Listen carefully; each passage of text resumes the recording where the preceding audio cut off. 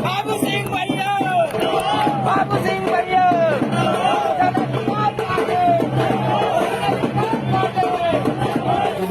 भागीदारी यात्रा के समर्थन में हमारे साथ भी भारतीय जनता समाज पार्टी के राष्ट्रीय अध्यक्ष आदरणीय रामचंद्र कश्यप जो हैं, हमारे समर्थन में चल रहे भारतीय मानव समाज पार्टी के राष्ट्रीय अध्यक्ष भाई रामधनी भी हैं। सभी का आप लोगों ने स्वागत किया, उन्हें आपको बहुत बहुत धन्यवाद। साथियों, ये भागीदारी की लड़ाई है।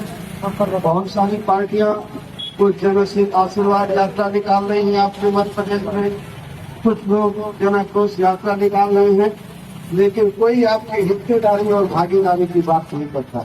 अगर मध्य प्रदेश में किसी पार्टी ने पिछड़े दलित अकलियत आदिवासी की हिस्सेदारी की भागीदारी की बात की है तो वो केवल जन अधिकार पार्टी। अगर हमें हिस्सेदारी और भागीदारी रहना है, अगर हम चाहते हैं कि हम भी देश में रहते हैं, हमारा भी देश में बराबरी का हक है, तो सबसे पहले हमारी मांग है कि राष्ट्रीय जनगणना होना चाहिए। आपके मध्य प्रदेश में 40 सालों तक कांग्रेस की सरकार है, 20 सालों से भारतीय जनता पार्टी की सरकार है, लेकिन किसी को जाति जनगणना और पिछड़ों की भागीदारी की बात याद नहीं है। और जब चुनाव का मौका है तो कांग्रेस पार्टी में भागीदारी की बात होती है, जाति जनगणना की बात होती है, लेकिन जहाँ कांग्रेस पार्टी की सरकार है वहाँ वो जाति जनगणना नहीं कराए।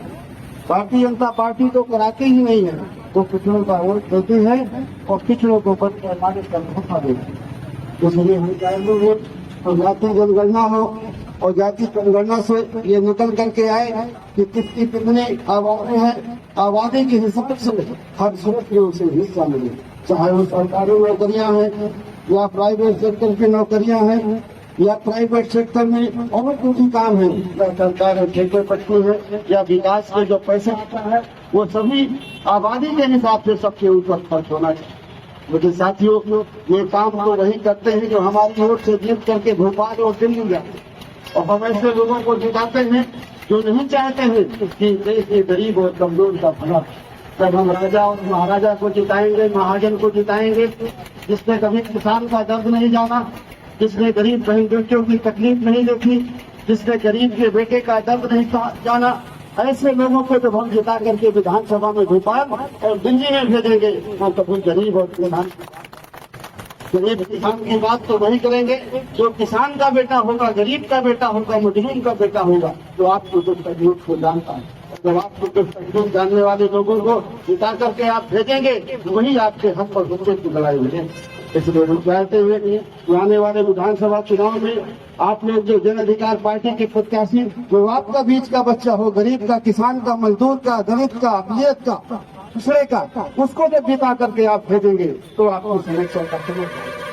साथियों, हम किसी के खिलाफ नहीं है, हमें जानते हैं कि बड़े पैमाने पर कोरोना के बाद हमारे छोटे दुकानदारों का भी बहुत बड़े पैमाने पर नुकसान हुआ।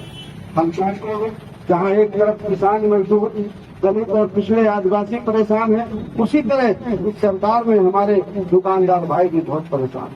हम चाहते हैं कि उनको उनके साथ भी रहते बरती जाए। इन सब विचारों को लेकर के आज हम आपको बीच में आए हैं। हमें पूरी उम्मीद है कि आप लोग अपनी भागीदारी, हिस्सेदारी के लिए, अपने बच्चों के भविष्य के लिए आप अपनी पार्टी जन अधिकार पार्टी के प्रत्याशी में जुटाएं। आप अगर राजा महाराजा का महल देख करके चलेंगे तो वो महल आपको रहने को नहीं मिल जाएगा। आज हमारी ये झोपड़ी है, इस झोपड़ी को भी एक दिन हम महल बनाएंगे और उसकी छाया में हमारी जैसे गरीब और कमजोर में रहेंगे और हम अपना भी समस्या हल करेंगे और अपने में गरीब और कमजोर में उनकी भी समस्याओं का समाधान करेंगे। बहुत बहुत धन्यवाद सुने आपको कि आपने मेरा और मेरे साथियों का स्वागत किया, उसके लिए बहुत बहुत धन्यवाद। मैं अपनी बात खत्म करूँ।